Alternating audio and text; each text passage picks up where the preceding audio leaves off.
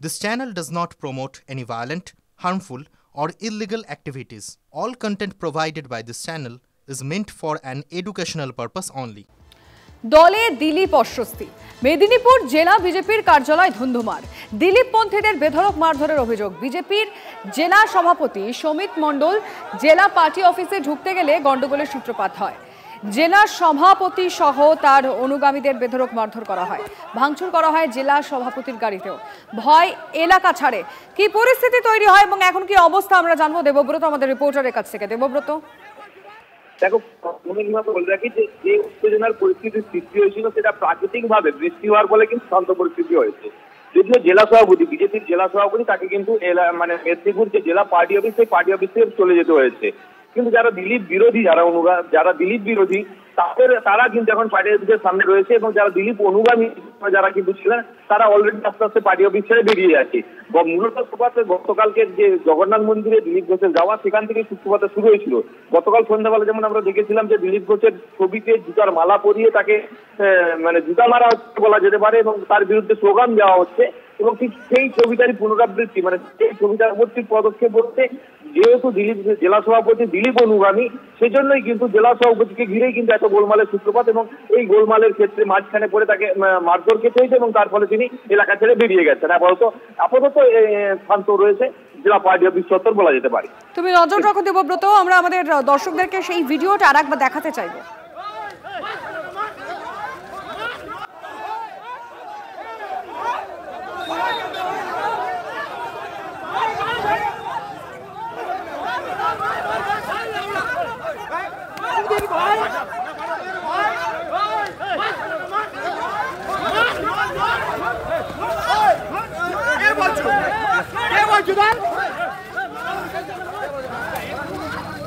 টিভি9 Bangla exclusive ছবিটা আমরা আপনাদের দেখাচ্ছি।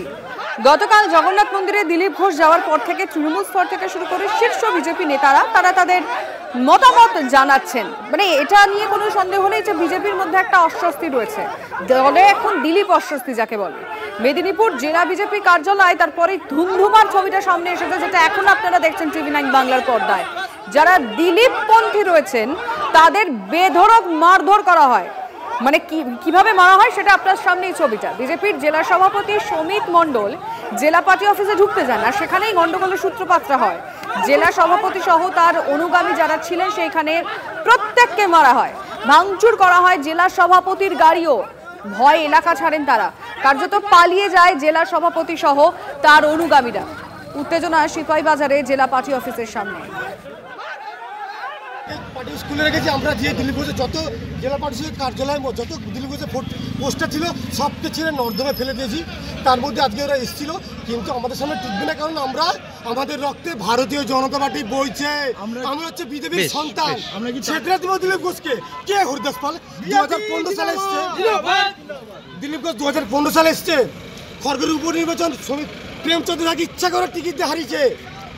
দিলীপ ঘোষ এসে কি বলছে, সেই সময় হাওয়া ছিল মোদি হাওয়া, হার হার মোদি ঘর ঘর মোদি। ওই হাওয়াতে দিলীপ ঘোষ বেরিয়ে গেছে। আর হনু নিজেকে কি তোপচান মনে করে আমরা দিলীপ ঘোষকে তৃণমূলের দালাল রেখেছে, কিছু হবে না। আর একটা কথা সবাইকে বলি, Suvendu Adhikari is a great leader.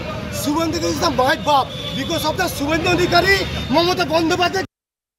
এখানেই শেষ নয়, আরো ছবি আমাদের কাছে আসছে। দিলীপ ঘনিষ্ঠ জেলা সভাপতির গাড়ি কিভাবে ভাঙচুর করা হয়েছে সেই ছবিটাও টিভি9 বাংলার কাছে রয়েছে, আমরা আপনাদেরকে দেখাচ্ছি। এই মুহূর্তে দাঁড়িয়ে যে ছবি দেখছেন, দিলীপ ঘনিষ্ঠ জেলা সভাপতি তার গাড়ি ভাঙচুর করা হয়েছে। একটু আগে আপনাদেরকে দেখাচ্ছিলাম যে কিভাবে দিলীপ ঘনিষ্ঠ যারা অনুগামীরা রয়েছেন, দিলীপ অনুগামী যারা রয়েছেন, কিভাবে তাদেরকে মারধর করা হয়েছে যখন তারা পার্টি অফিসে ঢুকতে যান সেই সময়। আর তার ঠিক ডান দিকে যে ছবিটা দেখছেন, দিলীপ ঘনিষ্ঠ জেলা সভাপতির গাড়ি ভাঙচুর করে।